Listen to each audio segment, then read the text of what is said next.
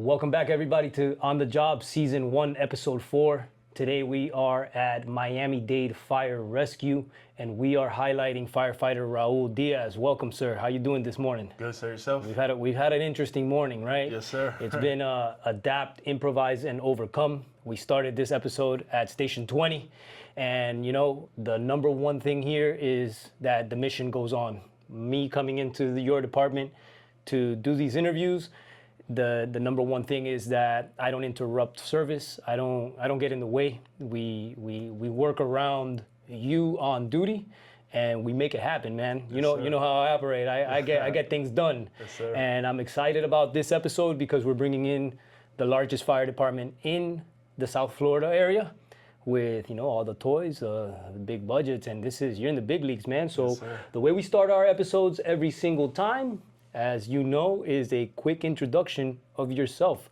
Tell the people watching who Raul Diaz is. Yes, sir. My name is Raul Diaz Jr. I go by Junior. Born and raised here in Miami, Florida. Cuban parents. Ever since I was little, I've lived in Miami. I've played sports. Big football guy. Played football, baseball, basketball. Did it all. I went to school here in Florida as well, here in Miami.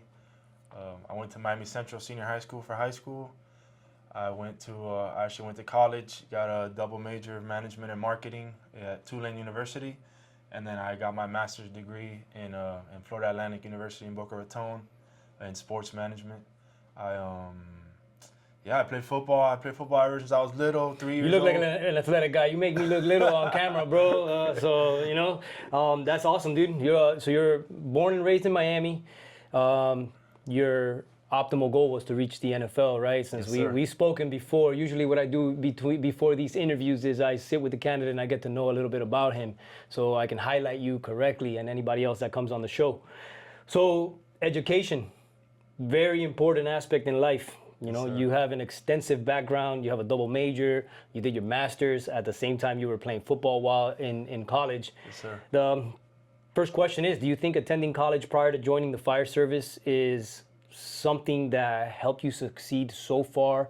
And you're only at the beginning of your career with MDFR. You're still a rookie probationary firefighter. Yes, sir. You think your background and your education, getting that done prior to joining the service, is something that helped you out before and is gonna help you proceed along your career? Yeah, definitely. Not only just the academics, but just more so the routine.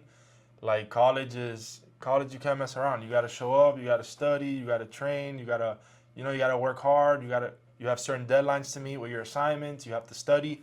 So a lot of things that go hand in hand here with the fire service and recruit training throughout your whole career. And being a student athlete, you had to excel even more because you had the demand of playing sports and succeeding academically. Yes, sir. That helped you with a structure to have discipline, determination, and a will to succeed. Because Right. nobody just goes to college not to not graduate. Yeah. You went to do a double bachelor's, and you were playing football, which Yeah. is very demanding. Right, yeah. So, I mean, in college, in sports in general, in any school, at any level, when you're in school and playing sports, doing both things, you're expected to do the same things that just regular students are expected to do.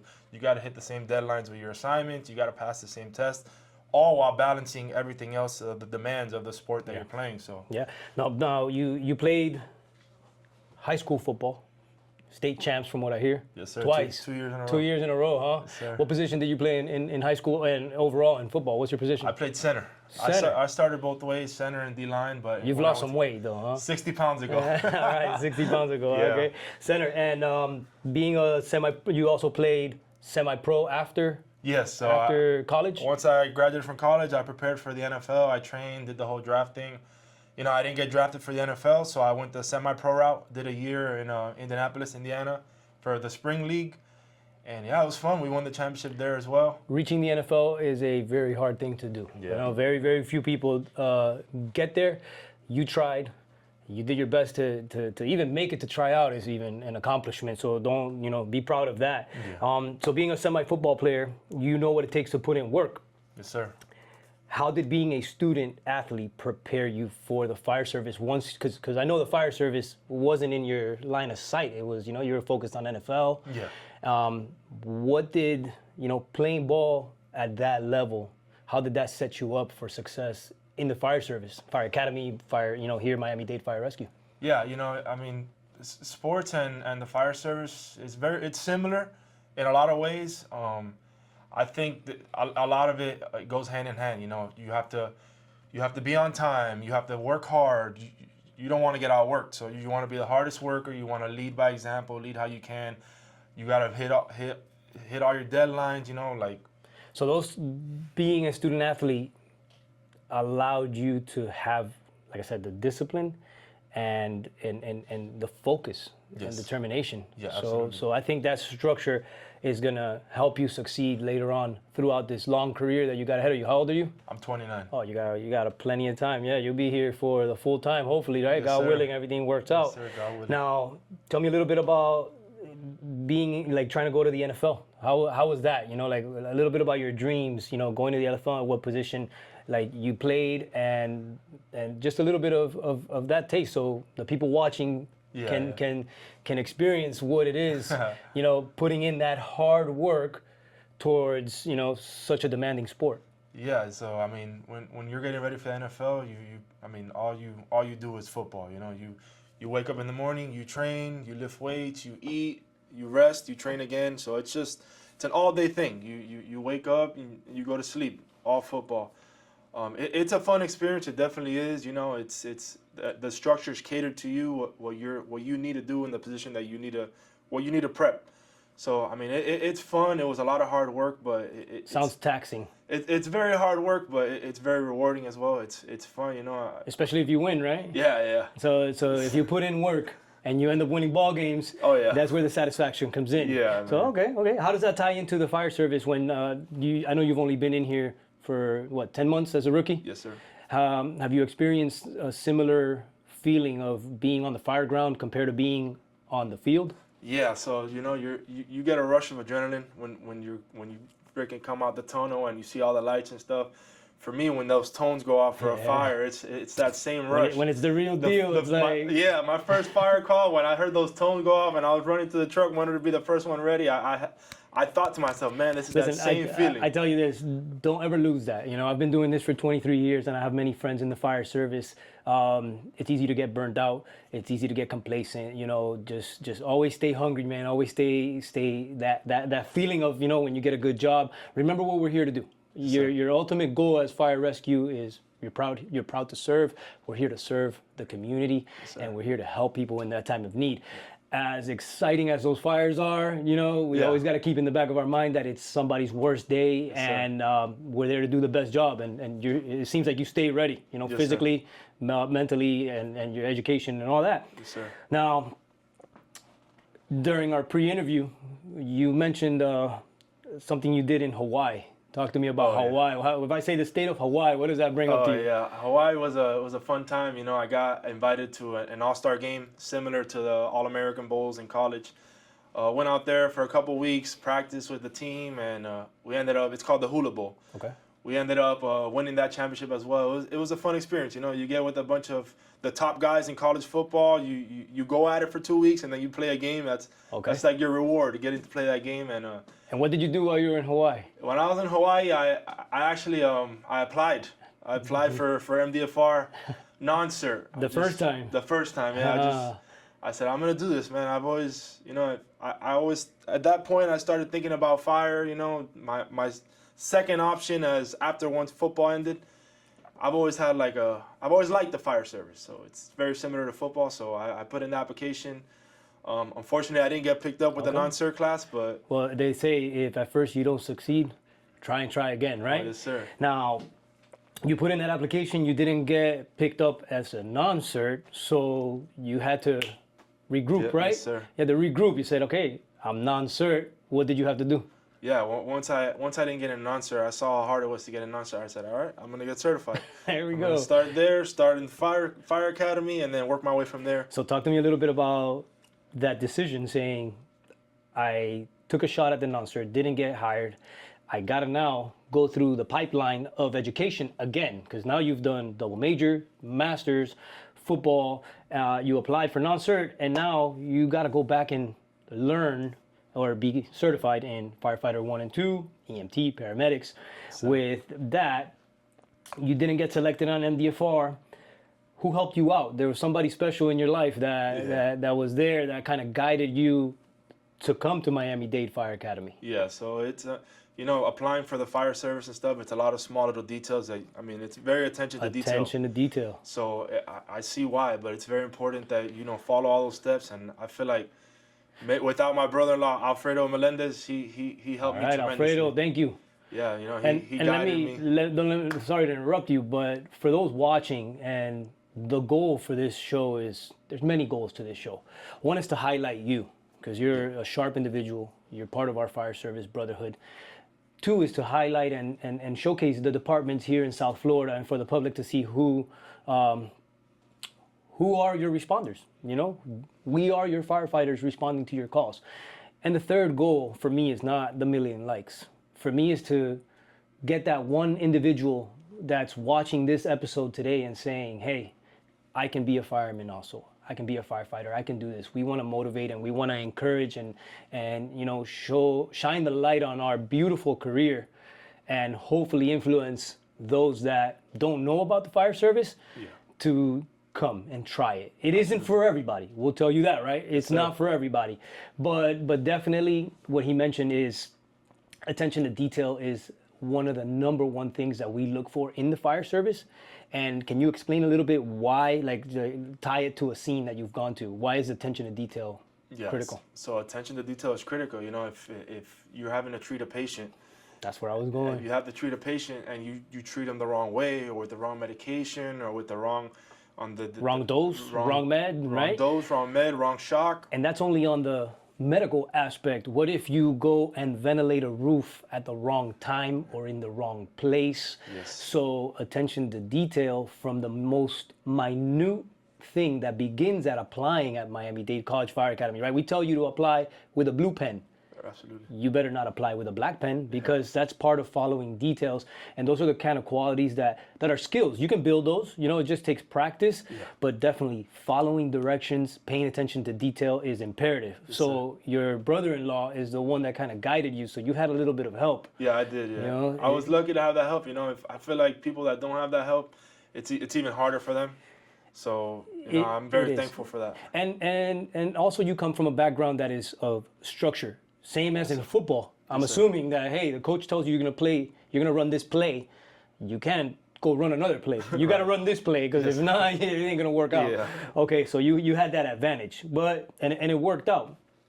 Okay, so tell me a little bit about getting into the Fire Academy. You got in first time, second time? How many times did you apply? So actually, I applied for the Fire Academy. I applied once, and the timing just didn't work out. I was, you know, still trying to finish up with football, see if I had one last. Did you get a call to come in, or you just like didn't get accepted? I got accepted. Oh, okay. So. I got accepted, but yeah, I didn't go through with it. And then I got fortunate. I applied again and got accepted again, and that's when I went through with it. Lucky you. So tell me a little bit about being at Miami-Dade? If I say Miami-Dade College Fire Academy, what comes to your mind? Like what memory, instructor, drill, what is MDCFA to you?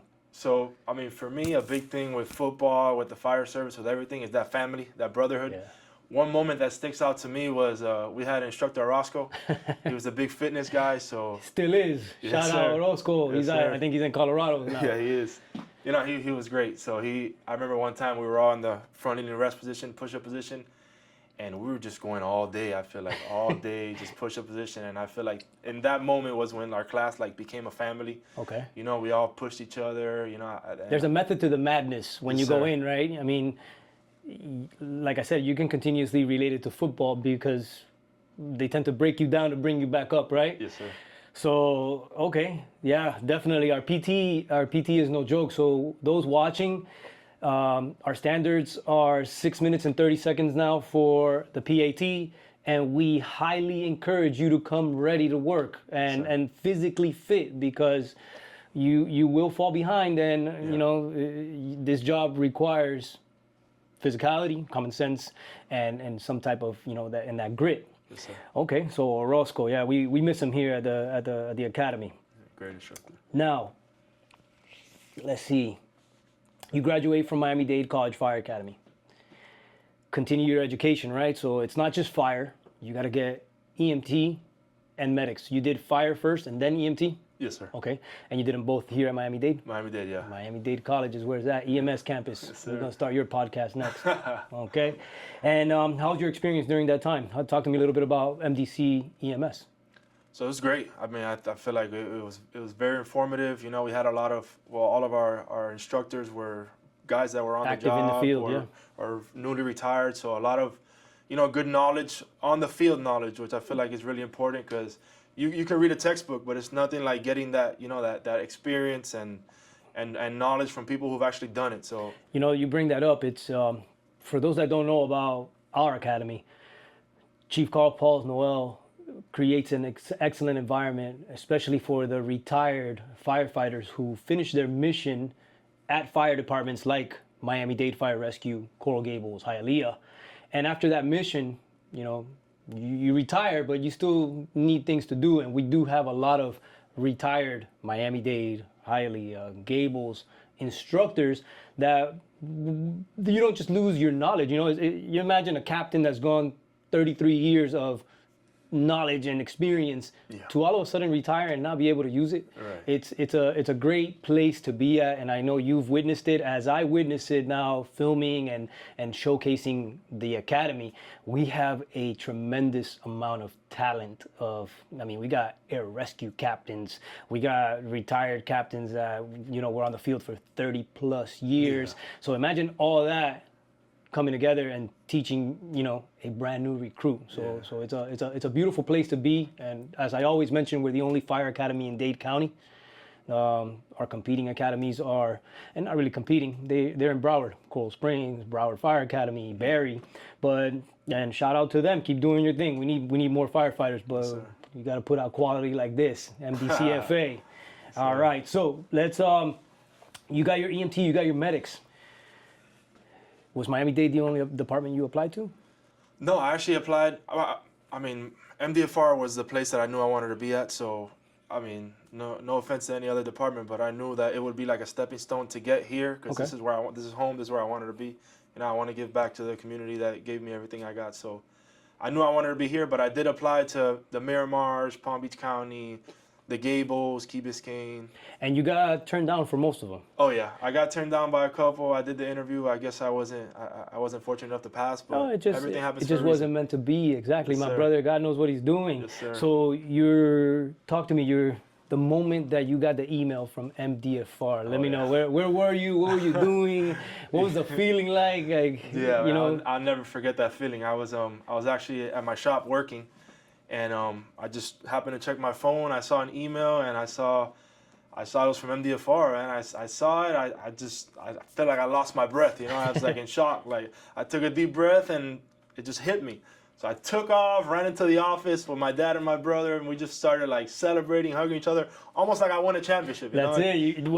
I did. You did, dog. I did. You Being did. here, man, is where I wanted to be.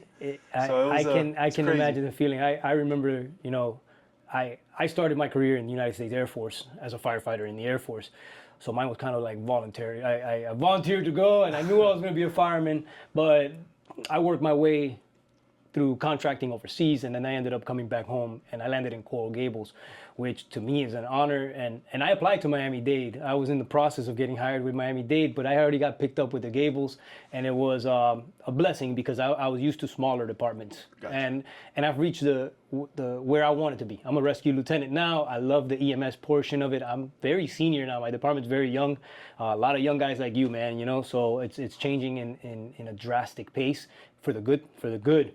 But the feeling is great. You know, you won that championship, and you reached the big leagues, man. Yes, we're in the training department today. We were at Station 20, and you know, we adapted to the mission. I met you over here. We're in a podcast room where Miami-Dade Fire Rescue does their shows, and they opened the door to us to be able to film in a beautiful, calm environment. This is amazing, This is you know, awesome, because we would have been doing it in the Bay and loud and hot and all that, but okay.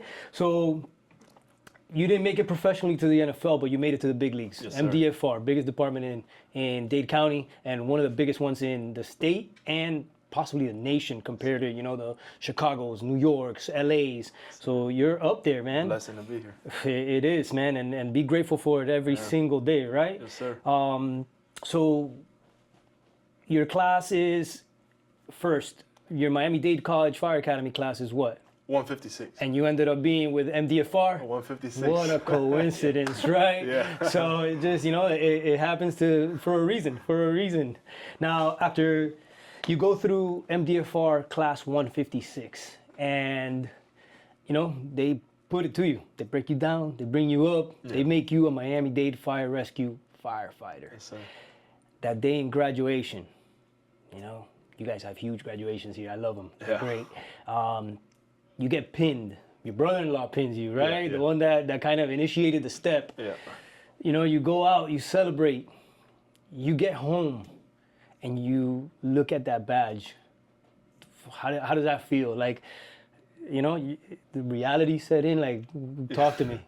Yeah. So, you know, getting pinned here, graduating here, it's awesome. You know, you're with your family, your classmates, all the people that work here in this department. You know, it's a huge department, so it's a lot of people happy for you. You know, so it's a good feeling. So that was great. You went out, you celebrate, but once you get home and the lights are off and you look at yourself in the mirror, you're like, man, I made it. You know, you're happy, you're nervous, but it's a good nervous. You graduated on a Friday, and you're on shift on Monday. Shift on Monday, right to it. Did you have like a moment in between graduation and the first shift, like, you know, that weekend that you're by yourself and you're like, whoa, like, you know, that in the movies when it like hits you and you're like, all the steps pass by. You've worked so hard. Yeah. You've done fire academy, EMT, medics, applications, life, you know, and then all of a sudden, you got a badge, you got an assignment. Yeah. You got an employee number. You're on the job. Yeah. How did you feel that weekend, or actually, let's say Sunday night? What was that feeling like Sunday night? Was it the same jitters of going into the state championship, or was it worse? No, it was very similar. You know, it's a lot of nerves. It's a lot of emotions, a lot of feelings. It's good, but man, I don't even think I slept that night. How nervous I was. I was just ready to get to the station, but also like, man, what am I doing? I don't know what to do. It's a weird feeling, man. It's a great feeling. It's a weird feeling, but you know, if you go in with the right attitude, the guys welcome me. They show me around, so I was welcomed great. You know, I came in with a good attitude, so I was very fortunate for that. But how was that first shift? What station were you at, and how was that first shift on duty? So I was at Station 34 on Engine 71. So I was on an engine. Where's that? What area is that for the people watching? Where engine? It's south, so it's in the South Division. Okay. Yeah. So okay. I got there. It's a big station. You know, started station duties, all that, and just the guys welcomed me, made breakfast, did the whole works. They showed me around. So it was cool. It was a good feeling, you know, getting the first call, getting that out the way, those nerves, and just trying to settle in as best I can, learn as much as possible. Okay. and take it from there. You saying learn as much as possible. You know, that's a great thing you bring up, because we recently lost Captain Bill Gustin, and I worked with him many times, and great individual. He did a class for us for officer development, and I've hung out with him a few times here while I'm at the fire at Miami-Dade Fire Rescue. One of his number one sayings was, be a student of the fire service every single day, right? Learn something every single day. I think you're gonna go far, man, because with your background in education, your background in athletics, because your master's now is also in sports medicine, and now you're part of one of the best departments here in South Florida, and in the nation, really. You guys are up there. You have many avenues to promote and to grow and develop. So please never stop learning. I look forward to looking back at this interview 20 years from now and seeing you up here, maybe in one of these offices. I know you don't want to be behind the desk, and it's going to be a crazy ride for you. Yes, sir. You've been on the job now for, let me see here on my notes, 10 months, almost off probation. Any good crazy fires so far, and how did, let's say, first fire, how did it feel, that shift? And talk to me. So I was actually on engine 71. So I remember my first fire. We had like a small brush fire, and then I was like, okay, it's cool, put it out real quick with the booster line, and then when we put it back in, everything was good. We see a smoke column. The captain got on the radio, and we jumped the call. We got over there, and I was able to pull the 200 to work around the back of the house, and first in lineman. We've pulled the 200 around the back from the Bravo side around to the Charlie Delta corner, and it was ripping, man. What was on fire? It was the shed and the efficiency. Okay. I just saw smoke everywhere. I masked up, put my gloves on, and I went to work. It was a fun feeling. That man. rush, It's a fun feeling. I'll never forget that first fire. I always tell people when they ask me, the general public that doesn't do what we do, they don't really understand us sometimes.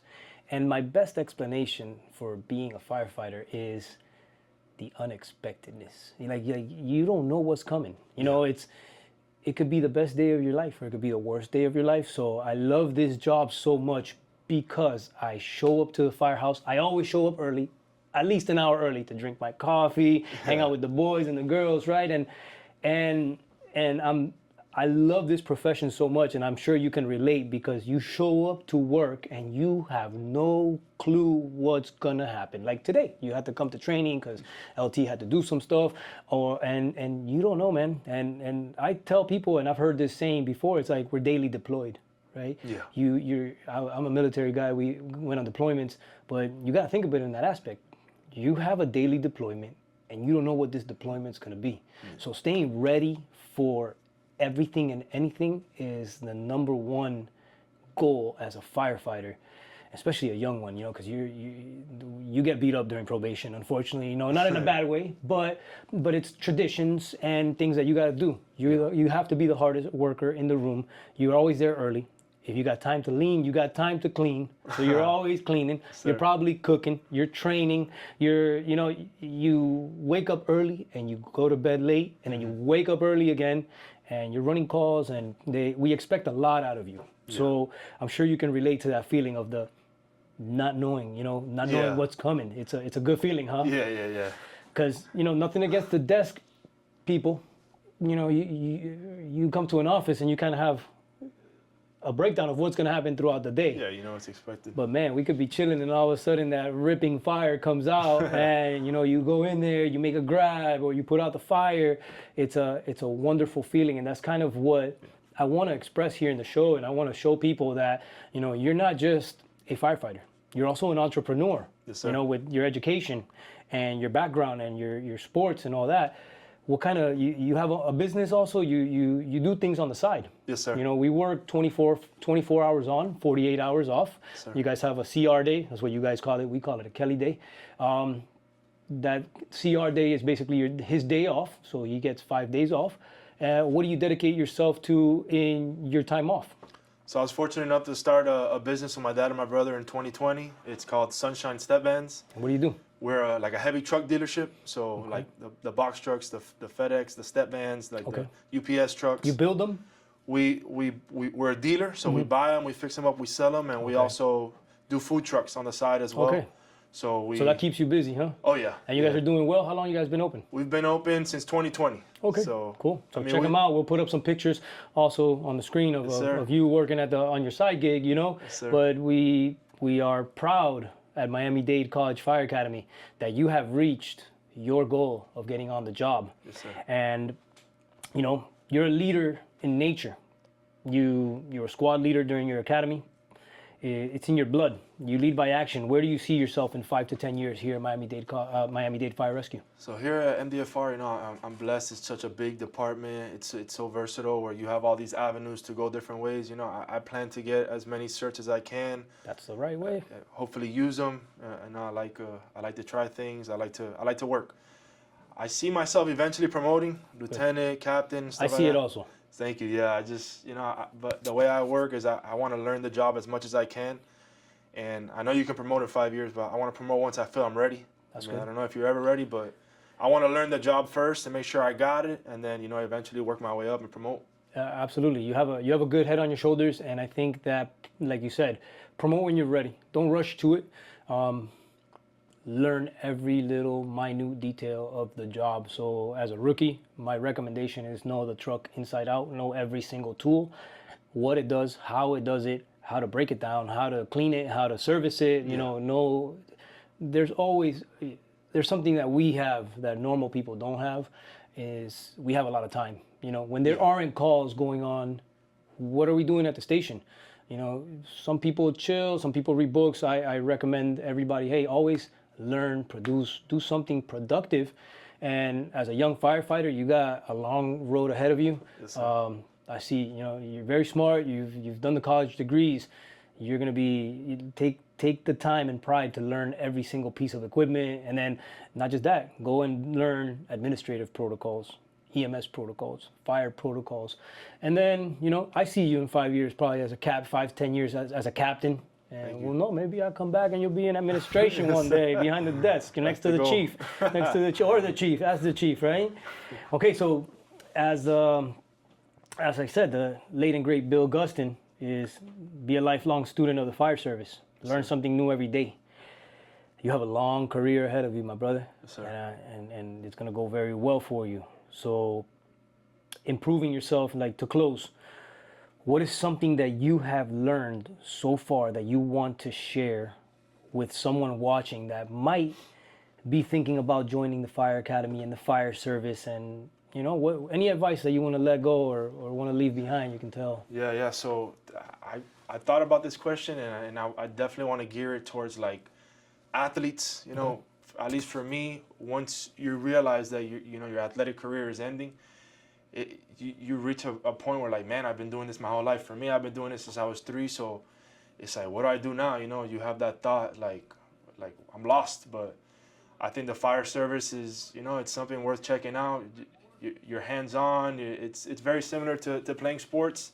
You're hands-on. You work hard. You work as a team. So I think guys that are lost or may not know what to do next, that may not want to work a desk job like I did, I think it's something worth checking out. It's a very rewarding career. Absolutely. You have a lot of responsibility, but I mean, it's something that you're used to, It comes with the territory. Yes, sir. You're saving lives, you're saving property, Yeah. you're learning every single day to be better. Our United States Fire Service in general is world class. We do a bang up job, and I think departments like Miami-Dade Fire Rescue take pride in their people. Our number one asset in any fire department is not the trucks, it's not the stations, the number one asset to fire departments are the firefighters themselves doing the work out there every day. Yes, sir. So with that being said, if you are watching this and are a student athlete and have want some information on the fire service, go ahead and contact us, Miami-Dade College Fire Academy. I'll put the information on the show notes. And Raul, has been a tremendous pleasure having you as our first Miami-Dade Fire Rescue candidate. Yes, we will be having a ton more because this department has thousands of MDCFA alumni. Yes, I wish you well. I know you are going to do a phenomenal job in this department, and we'll touch base on this video several years from now and look at, I'm gonna try to get a little bigger because you make me look small, man. Thank you so much. Congratulations. Thank you for being on the job. Thank you. And be safe out there as well as everybody else watching. Good luck. God bless. Peace.